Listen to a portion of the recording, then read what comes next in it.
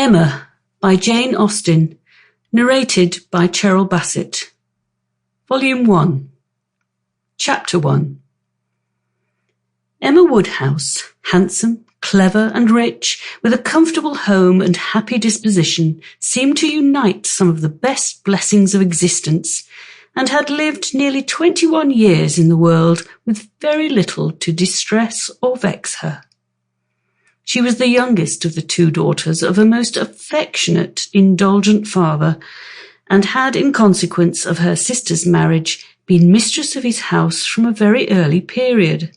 Her mother had died too long ago for her to have more than an indistinct remembrance of her caresses, and her place had been supplied by an excellent woman as a governess, who had fallen little short of a mother in affection. 16 years had Miss Taylor been in Mr. Woodhouse's family, less as a governess than a friend, very fond of both daughters, but particularly Emma. Between them it was more the intimacy of sisters. Even before Miss Taylor had ceased to hold the nominal office of governess, the mildness of her temper had hardly allowed her to impose any restraint, and the shadow of authority being now long passed away, they had been living together as friend and friend, very mutually attached, and Emma doing just what she liked, highly esteeming Miss Taylor's judgment, but directed chiefly by her own. The real evils, indeed, of Emma's situation were the power of having rather too much her own way, and a disposition to think a little too well of herself.